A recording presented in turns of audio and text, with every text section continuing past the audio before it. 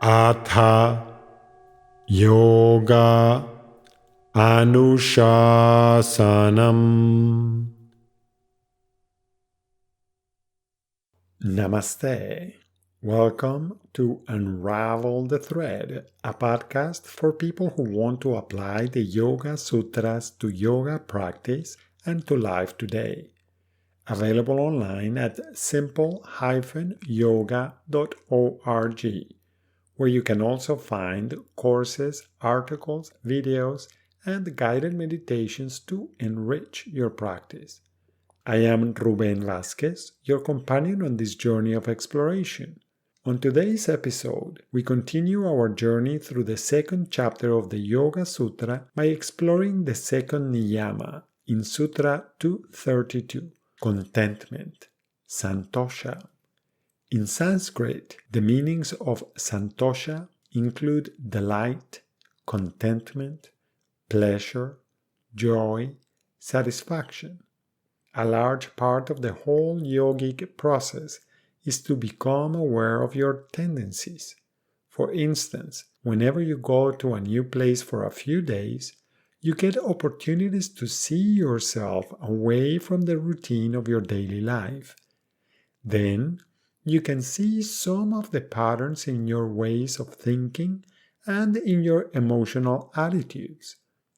The person who is unhappy or worried and the person who finds fault in everything in his hometown will likely see those same patterns appear in the place that he is visiting. Similarly, the person who finds delight and satisfaction in the place she lives will probably use those filters when visiting another location.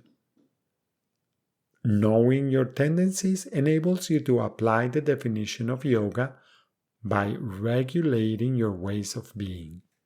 This niyama is an invitation to clarify how useful some of your tendencies may be. For instance, do you find reasons to complain or reasons to be content? When reflecting on contentment, it is useful to remember that expectations are the seeds of future frustrations. When you choose to ignore that life is always changing and, most importantly, that it is unpredictable, you may convince yourself that you are able to predict accurately what will happen. Take a moment to consider how well you could have predicted 6 days ago where you are right now and what you are doing.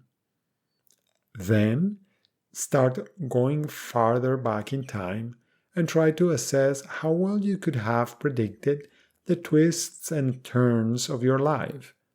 Most people quickly realize that we are not very good at predicting. Moreover, it is quite likely that some mental processes don't often reflect our inability to predict the future. Indeed, many of us act as if we were quite skilled at predicting the future. Our tendency to predict and to act like our predictions are accurate generates expectations that influence how we approach each unique moment. Often, we end up ignoring the newness of the moment because we are looking for the outcome we predicted already.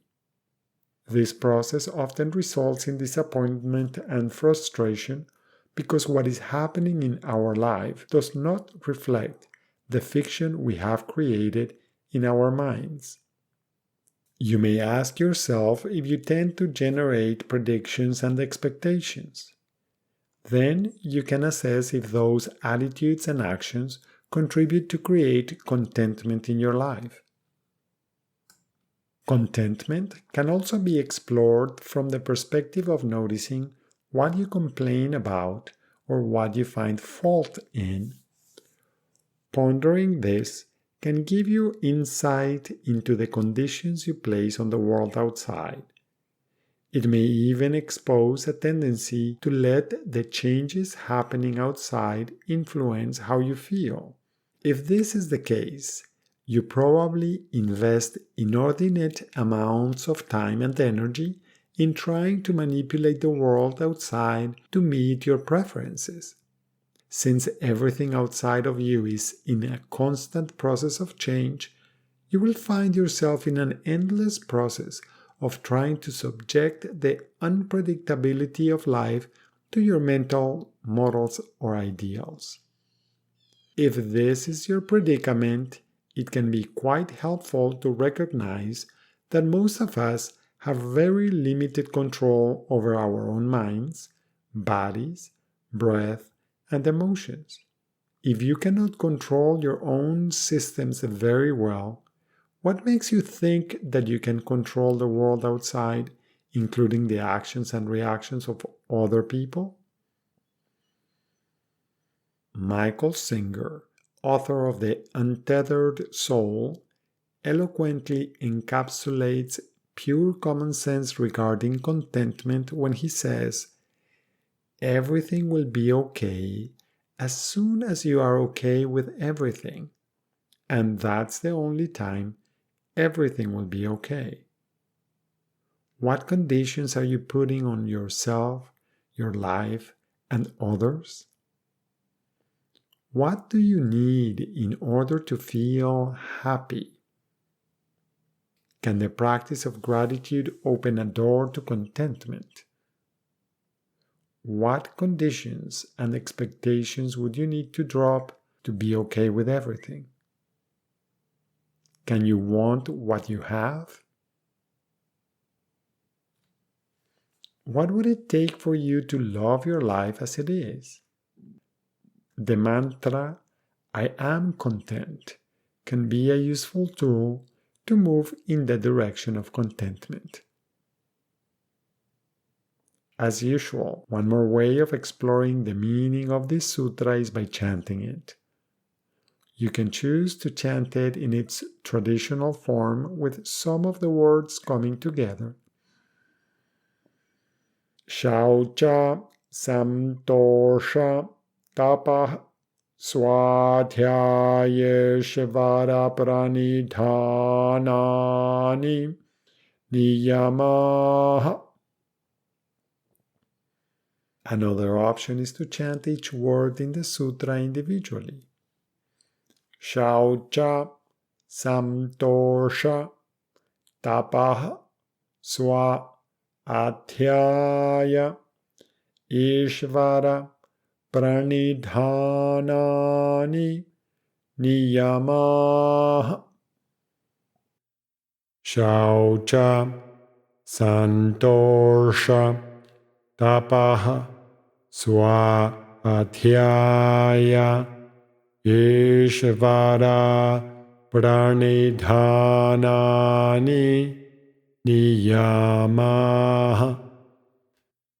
Shaucha, santosha, tapah, swa, adhyaya, ishvara, pranidhanani, niyamaha. Shaucha, santosha, tapah, swa, adhyaya, ishvara, pranidhanani, niyamaha.